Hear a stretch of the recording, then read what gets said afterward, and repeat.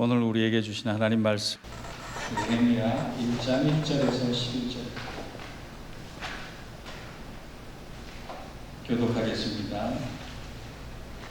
하가랴의 아들 느헤미야의 말이라. 아닥사스다 왕 제20년 기슬르월에 내가 수산궁에 있는데 내 형제들 가운데 하나인 하나니가 두어 사람과 함께 유다에게 내게 이르렀기로 내가 그 사로잡힘을 면하여 남아있는 유다와 예루살렘들의 형편을 물은즉 그들이 내게 이르되 사로잡힘을 면하고 남아있는 자들이 그 지방 거기에서 큰 환난을 당하고 능욕을 받으며 예루살렘 성은 허물어지고 성문들은 불탔다 하는지라.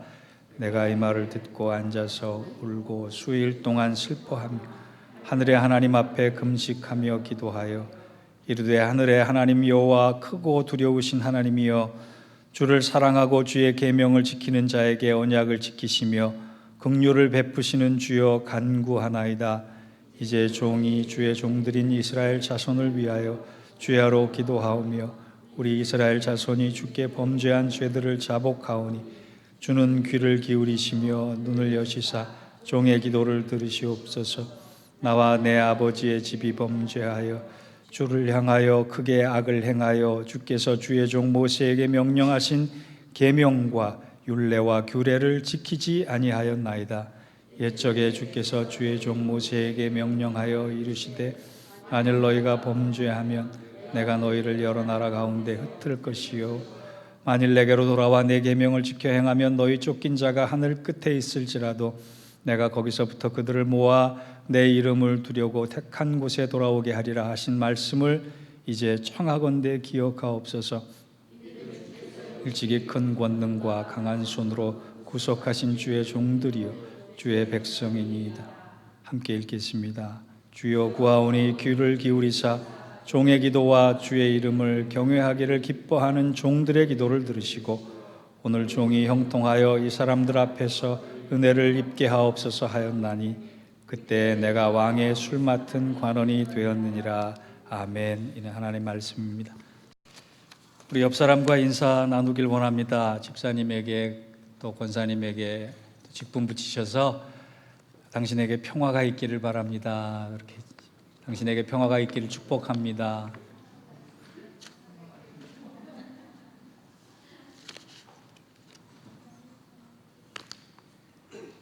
세상에 많은 거 가져도요 자기 마음에 평강 없으면 그 아무 소용 없더라고요. 하나님 주시는 평화가 하늘로부터 내게 임하는 그 순간에 어떤 환경에서든 우리는 그 평화를 통해 힘을 얻고 평화를 통해 능력 있는 삶을 살 수 있습니다. 영향력 있는 교회와 영향력을 잃어버린 교회의 차이는 한 글자 차이라 그래요. 사람들은 영향력 있는 교회를 볼 때 그 교회 이렇게 표현을 하는데 영향력을 상실한 교회는 그 교회 이렇게 표현을 한다 그래요.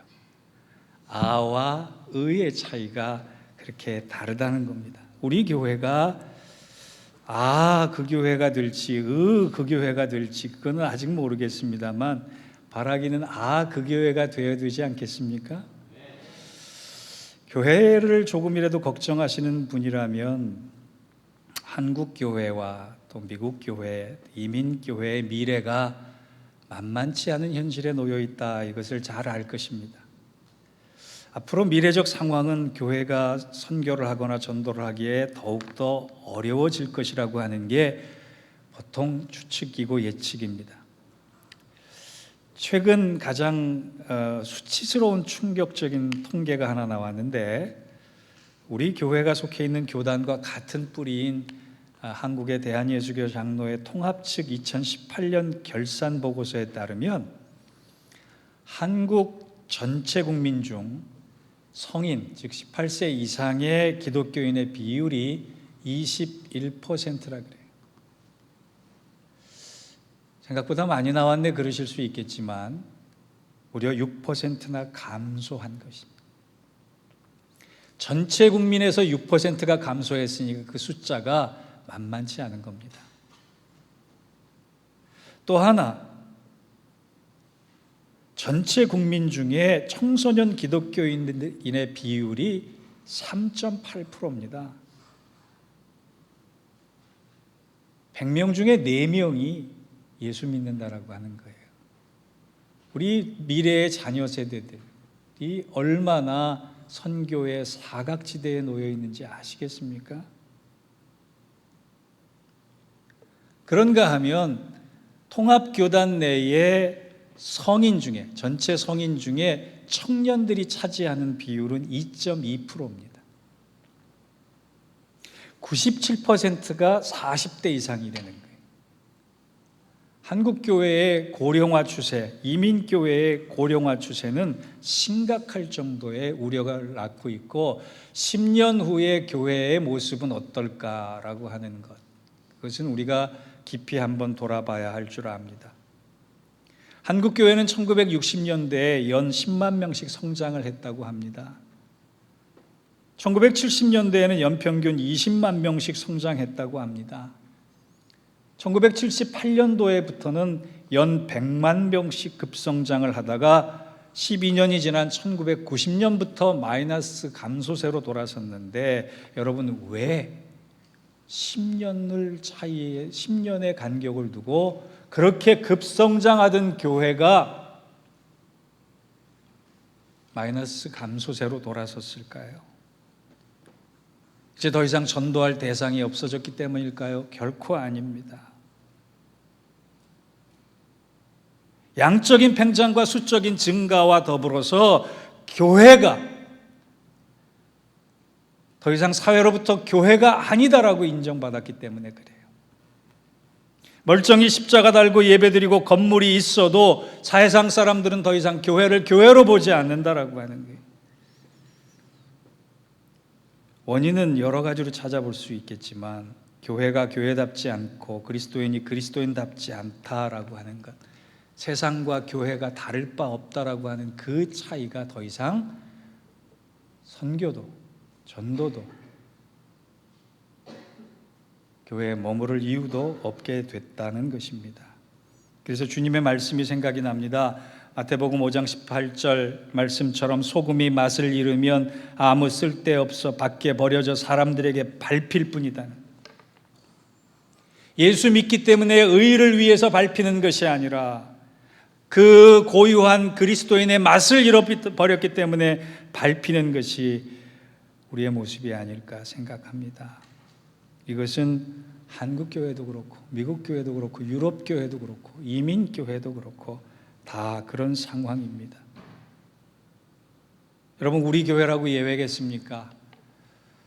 우리 교회의 여러 가지 상황을 보면 제가 길을 잃어버린 것 같아요.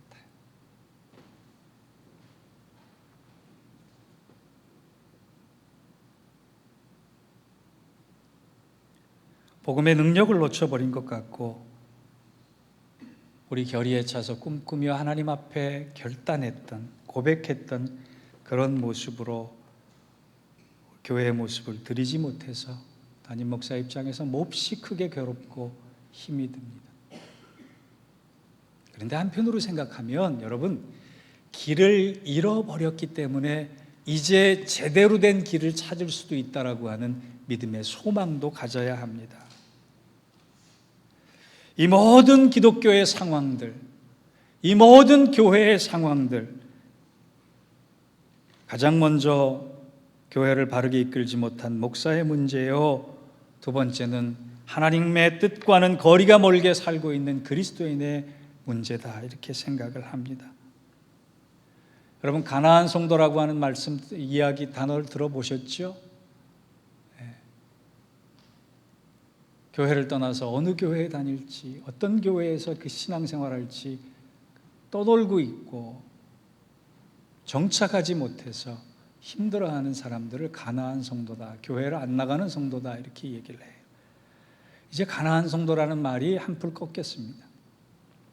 가나안 성도란 말 대신에 영적 난민이라고 하는 단어를 쓰기 시작했습니다.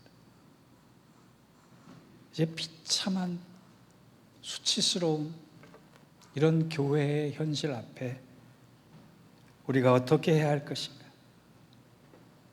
제가 방금 말씀드렸듯이 길을 잃어버린 것 같지만 길을 잃어버렸기 때문에 제대로 된 길을 찾을 수 있겠듯이 방향이 분명하면, 목적이 분명하면 방황이란 종식되는 것입니다.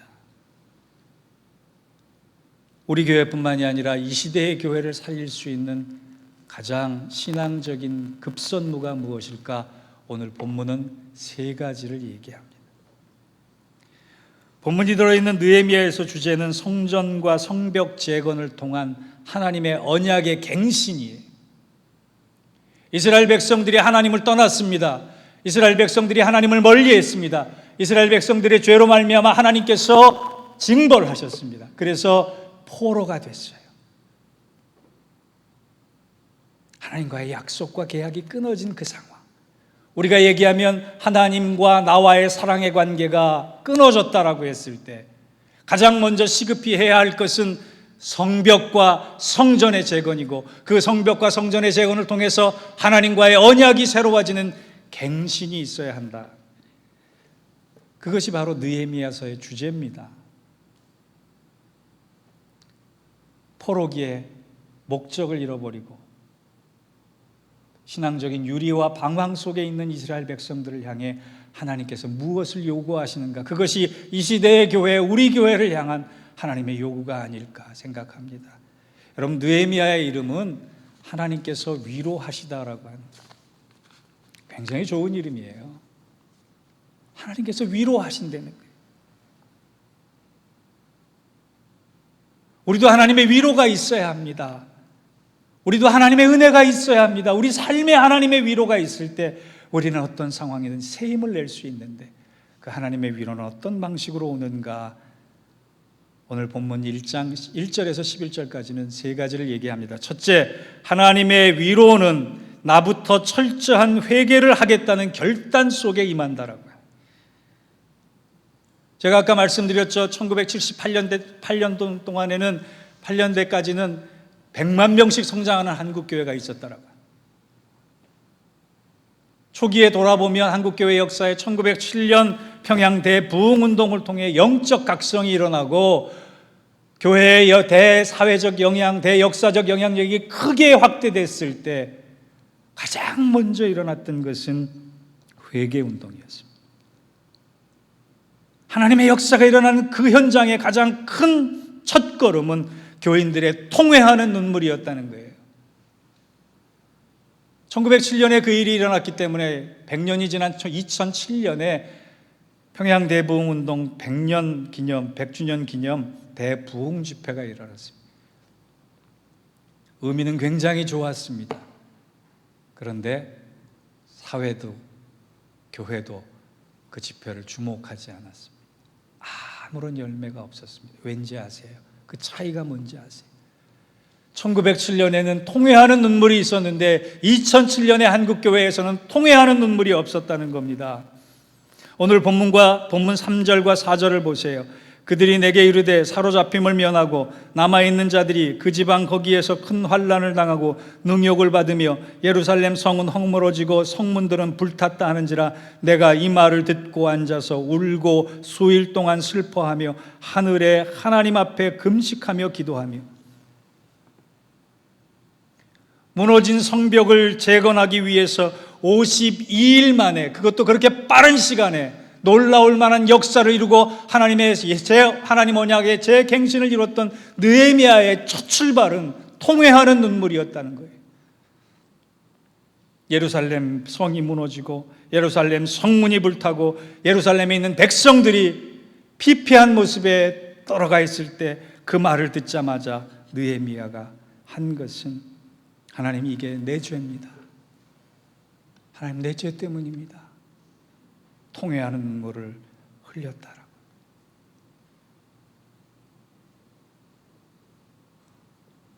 요즘 교회를 놓고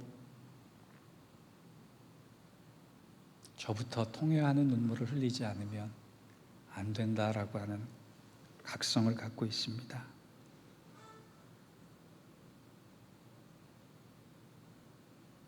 여러분, 문제가 계속 문제가 될 때에는 우리에게 눈물이 없다, 그렇게 생각하셔야 해요. 통회하는 눈물이 없을 때 그 눈물이 아무런 영향력이 되지 못하고 성령의 불덩이가 되지 못하는 것입니다. 지금 내가 울어야 하고 우리 함께 울어야 하고 지금부터라도 교회와 복음과 하나님 나라를 위해서 우는 사람들이 하나하나 늘어갈 때 성벽과 성전은 재건되는 것입니다. 여러분, 요나가요 물고기 뱃속에서 나왔을 때 가장 달라진 점은 니느웨 사람들을 하나님이 품으셨다라고 하는 것을 듣고 그들 앞에 가서 담대히 40일이 지나면 니느웨가 무너지리라고 하는 예언을 합니다. 그런데 그 말씀을 듣고 이방 선지자의 얘기를 듣고 니느웨 백성들이 왕에서부터 짐승에 이르기까지 통회했다고 성경은 기록해요. 그 통회하는 가운데 하나님은 심판을 미루십니다. 우리가 통회할 때 일어나는 역사는 놀라운 것입니다. 사랑하는 성도 여러분, 저를 가장 필두로 해서 우리 각자 자신에 대한 회개 운동이 있기를 바랍니다. 공동체에 대한 회개 운동이 있기를 바랍니다. 다음 세대를 위한 회개 운동이 있기를 바랍니다. 이 통회하는 눈물을 우리가 진심으로 흘릴 때 하나님은 그 눈물을 사용하셔서 우리들을 다르게 만드실 것입니다. 우리를 바르게 만드실 것입니다. 우리를 굳건히 만드실 것입니다.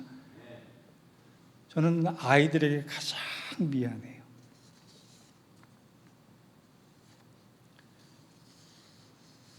다음 세대의 청소년 비율이 3%도 안 되는 이 현실, 우리 아이들은 결국 우리라는 신호등을 보고 가고 서고 할 텐데, 여러분, 우리 다음 세대를 위한 통회, 그거는 꼭 기억해서 함으로 말미암아 우리 교회가 그토록 붙잡고 있었던 차영지 비전을 다시금 일으켜 세울 수 있는 은혜가 있기를 바랍니다. 니느웨 사람들처럼 우리도 울어야 합니다. 울 때 하나님은 그 눈물을 보시고 역사해 주실 것입니다. 두 번째, 오늘 본문이 교훈하고 있는 것은 하나님의 위로는 주님이 맡기신 교회에 대한 애끓는 사랑을 가지고 기도하기 시작할 때 임한다라고 말합니다. 여러분, 느헤미야는요 할 일이 많은 사람이었어요. 수산궁, 예루살렘으로부터 800마일 떨어져 있는 그 거리에서 권력을 가진 사람이었습니다. 왕 최측근이었습니다. 그런 그가 그의 마음속에 숨겨진 관심은 예루살렘 성벽과 성전이었어요.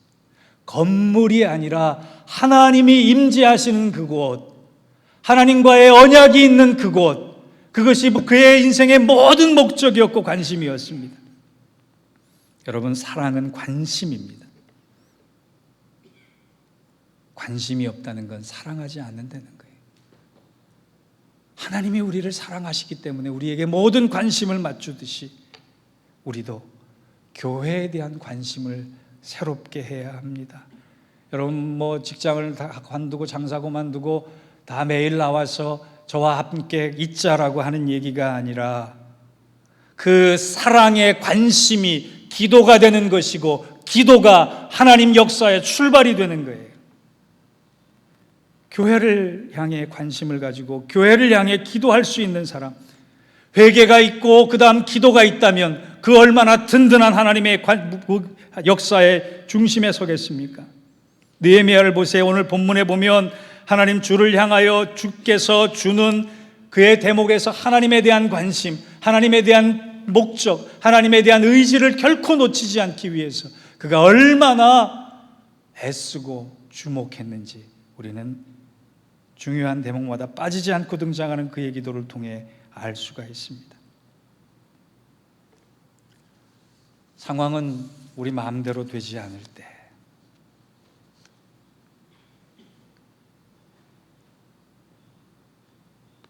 느헤미야처럼 이렇게 기도해야 해요. 하나님, 이 피폐된 조국의 땅에 무너진 예루살렘 성벽 가운데 이 일을 통해 하나님의 뜻이 이루어지길 원합니다. 하나님의 영광이 드러나길 원합니다. 마찬가지로 우리도 이런 상황 속에 내 뜻이 펼쳐지지 않을 때, 내 뜻대로 되지 않는 삶의 현장에서 가장 먼저 붙잡고 해야 될 것은 하나님 이 고난이 면하게 되길 원합니다. 하나님 이 고난이 면제케 되길 원합니다. 기도하는 것이 아니라 하나님 이 고난이 비록 내가 힘겨울지라도 이 고난 속에서 오히려 하나님께 영광 돌릴 수 있는 사람 되기를 원합니다. 그렇게 기도할 때 하나님이 왜 그 기도를 외면하시겠어요? 느헤미야는요, 권력이 있고 지혜가 있고 사람들이 있었기 때문에 예루살렘 성벽을 통하는데 성벽을 재건하는데 그가 인간적인 방법을 동원할 수도 있었을 거예요. 그런데 그는 그렇게 하지 않았습니다. 하나님께서 해주십시오. 저는 하나님께 기도만 하기를 원합니다. 주님의 방법으로 해결해 주시기를 원합니다. 사랑하는 성도 여러분, 우리의 미래가 내 방식이 아닌, 우리 교회의 미래가 내 방식이 아닌 주님의 방식, 하나님의 방식이 되기를 축원합니다. 그렇게 될 때 우리 교회의 미래는 더욱더 아름다워질 줄 믿습니다. 마지막 세 번째로요, 하나님의 위로는 주의 영광을 위해 땀과 눈물과 헌신을 하겠다라고 하는 다짐 속에 임하는, 기도만 하는 것이 아니라 이제 기도를 붙잡고 행동하는 것입니다. 교회는 보혈의 피, 순교의 피에 세워진 공동체입니다.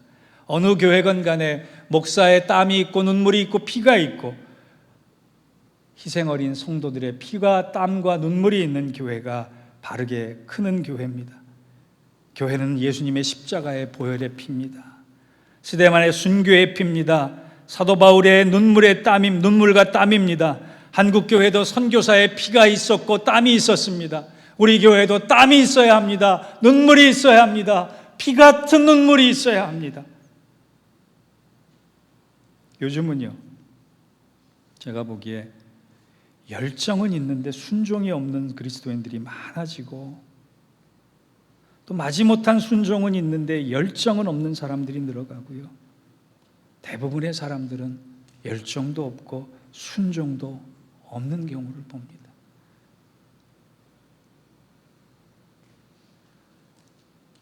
요한계시록 시간에 잠깐 나눈 적이 있는데, 한국 교회에 최초로 순교한 선교사는 토마스 선교사입니다. 영국 런던 선교회를 통해 중국으로 파송받은 후 중국 선교를 포기하면서 조선에 대한 선교의 문을 열기 시작했고, 그가 백령도 근처의 섬에 1차로 한문으로 된 성경 200권을 나눠줬고, 그것도 모자라 2차로 그 먼 길을 다시 와서 대동강변에서 조선군과 무력 충돌이 생겨서 그 자리에서 칼로 순교당했던 분입니다.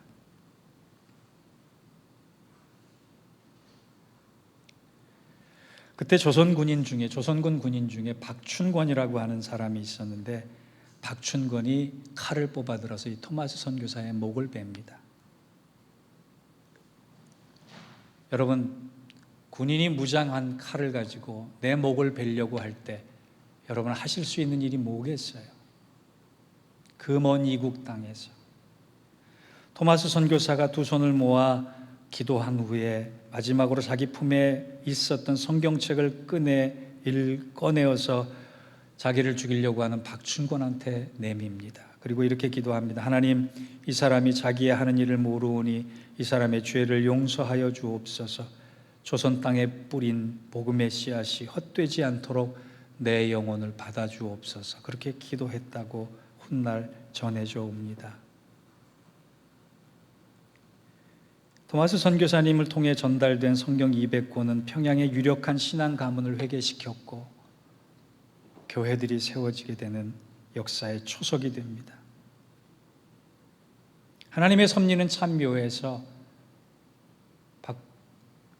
토마스 선교사를 목배인 참수한 박춘권이라는 사람은 그로부터 예수를 믿어서 성경을 읽고 거듭나서 평양교회의 장로가 되었습니다.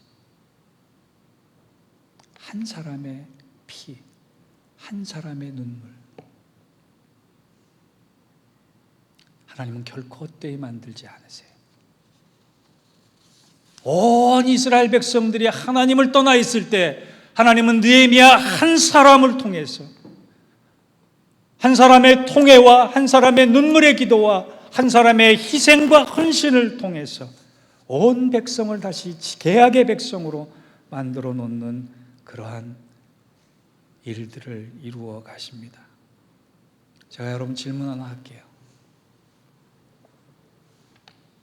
역사의 방향이 어디로 흘러가는지 아십니까?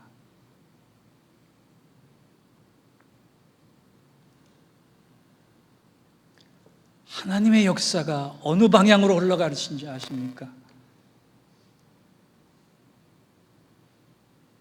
우리 눈물의 기도가 흘러가는 곳으로 갑니다. 여러분, 가정의 미래가 어디로 흘러가는지 아십니까? 여러분의 눈물의 기도가 흘러가는 곳으로 갑니다. 여러분의 자녀의 미래가 어디로 흘러가는지 아십니까? 여러분이 자녀를 위해 기도하며 흘리는 눈물의 방향으로 갑니다. 교회의 역사가 어디로 흘러가는지 아십니까? 교회를 끌어안고 눈물 흘리며 기도하는 주의 백성들의 그 기도가 눈물이 흘러가는 곳으로 흘러갑니다. 모세의 눈물의 기도가 그러했고, 바울의 눈물의 기도가 기도했고, 느헤미야의 눈물의 기도가 그렇게 하나님의 역사를 이루었습니다. 우리는 큰 것보다 바른 것을 소중히 하는 교회가 되기를 원합니다. 비본질적인 것보다 본질적인 것에서 의미를 찾는 교회가 되기를 원합니다. 그러기 위해 더 기도하고 더 헌신할 수 있는 저와 여러분의 믿음 생활이 되기를 원합니다. 마지막으로, 여러분 요즘 암투명 중이신 이어령 교수라는 분이 계세요. 지금은 아주 신실한 그리스도인이 됐지만 그가 예수를 믿지 않을 때 이런 얘기를 자주 했습니다. 왜 당신 같은 영향력 있는 사람이 신앙생활을 하지 않습니까? 교회 한번 나와 보세요. 그럴 때마다 이 이어령 교수가 이런 얘기를 했습니다. 내가 아직 교회에 다닐 수 없는 까닭은 다음과 같다. 예수님의 제자 도마가 예수 부활의 증거로 예수님에게 요구한 것은 고난의 흔적이었더라. 당신 정말 진짜 예수면 날 위해 고난당한 흔적을 보여달라고 했을 때 예수님께서 보여주신 것이 그 고난의 흔적이었고 십자가 지신 증거였어요. 못에 구멍이 뚫린 손이었고 옆구리에 찔린 창의 흔적이었습니다.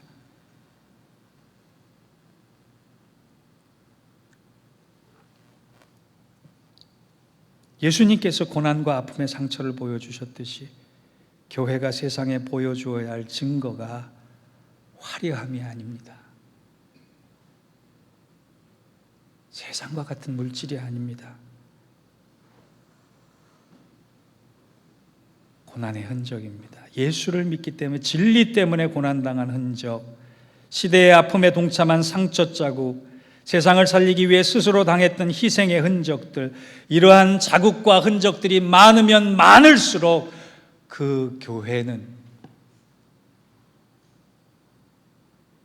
생명이 있다, 그렇게 얘기를 했어요. 그런데 자기가 본 교회는 집단화된 이기심, 거대한 야망, 세속화된 성공주의와 출세뿐인데 내가 어찌 예수 그리스도의 흔적이 없는 교회에 다니겠느냐, 그렇게 항변을 했어요. 여러분, 우리 교회도 역사가 언제까지 갈지는 모르지만 하나님께서 허락하시는 그날까지 하나님 앞에 내보일 수 있는 것이 무엇이길 원합니까? 야망, 성공, 출세가 아니어야 합니다. 오히려 진리를 수호하기 위해, 바른 의의 믿음 생활을 하기 위해 성도가 당하는 고난과 고통과 아픔 속에 흘리는 눈물, 그 흔적들을 세상에 보여줄 수 있고 하나님 앞에 가져갈 수 있을 때 우리 교회와 우리 모두는 성공적인 삶을 살아가는 귀한 하나님의 부르심에 응답하는 사람들이 될 것입니다. 여러분, 우리 느헤미야처럼 살아갑시다. 통회하며 기도하며 헌신할 때 하나님의 이 위로가 임하는 그의 이름처럼 우리 각자가 이 역사, 이 시간, 이 과정 속에 제2의 느헤미야가 될 수 있는 믿음의 사람, 믿음의 교회, 믿음의 가정 되기를 주의 이름으로 축원합니다. 우리 함께 기도하기를 원합니다. 하나님, 이 시대의 교회, 이 땅의 교회, 우리 교회, 하나님께서 원하시는 교회가 되기 위해 가장 먼저 모든 문제가 나로부터 시작됐음을 알고 참회합니다. 누구를 탓할 것도 없이 나부터 시작된 회개가 다른 사람을 변화시킬 수 있는 계기가 될 줄 믿사오니 주여, 내가 눈물 흘리며 통회합니다. 하나님의 뜻을 받들지 못했고 하나님의 뜻을 이루지 못했고 하나님의 뜻을 알지도 못했던 이 미련하고 지혜 없는 연약한 저희를 불쌍히 여겨달라고 통회하시고, 두 번째로 우리 다음 세대에게 하나님 믿음의 본을 보일 수 있는 귀한 가장이요, 아버지요, 어머니요, 직분자요, 그리고 하나님의 부르심의 종이 될 수 있도록 다음 세대 우리 위해서 기도해 주시고, 세 번째, 헌신하겠습니다. 순종하겠습니다. 주의 뜻을 이루며 살겠습니다. 이 세 가지 다짐의 기도 하나님 앞에 한 3분 정도 뜨거운 마음으로 함께 하기를 원합니다. 하나님 아버지, 감사합니다. 느헤미야를 통하여서 오늘 우리가 이 시대에 이 시간 속에 해야 할 일을 깨닫게 하시니 감사합니다. 하나님, 교회의 아픔과 교회의 문제, 이 시대의 교회의 여러 가지 소망 없음을, 교회의 가치 없음을 우리가 통회하며 회개하는 눈물이 있기를 원합니다. 아버지 하나님께서 이 몸소 피 흘려 죽으시며 맡기신 교회, 우리를 부르셔서 감당하라고 주신 교회, 주여 너무나 소홀히 했음을 고백합니다. 너무나 우리의 인간적인 야망으로 만들어 가려고 했음을 고백합니다. 주여, 종을 탓하여 주시고 종을 꾸짖어 주시고 종을 아버지 하나님 지혜롭지 못함에 책망하여 주셔서, 하나님, 저의 잘못입니다. 저의 잘못입니다. 이렇게 기도하며 나아가는 우리 모두를 통하여 하나님 새로운 성령의 역사를 이루어 주시기를 원합니다. 하나님께서 허락하시는 그날까지 아버지 하나님, 우리가 충성하게 하여 주시고 헌신하게 하여 주시고 눈물의 기도를 붙잡고 그 눈물의 기도, 피와 같은 기도를 통하여 주의 몸된 교회를 바로 세워나갈 수 있는 큰 은혜와 긍휼이 주의 아버지 하나님 역사 아래 일어날 수 있도록 주님 도와주옵소서. 하나님,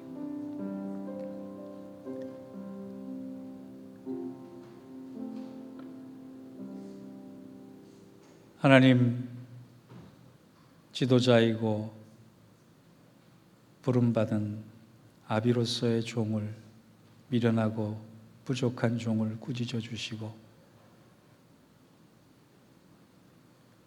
이제 길을 잃어버린 것 같은 그 시간에 오히려 바른 길을 찾아갈 수 있는 우리 모두가 되게 하여 주옵소서. 눈물 흘리며 기도하며 통회하며 주의 역사를 이룰 때 하나님, 성령께서 함께 하여 주시고 바른 진리 위에 굳건히 세워주시고 주님께서 인정하실 수 있는 그 교회가 되게 하여 주옵소서. 주님, 이를 위해 우리 한 사람 한 사람이 새롭게 됨을 축복하여 주시고 그 새로움을 통하여 측량할 수 없는 하나님의 역사, 은혜가 임할 수 있도록 주여 은혜로 덮어 주옵소서. 예수님의 이름으로 기도하옵나이다. 아멘.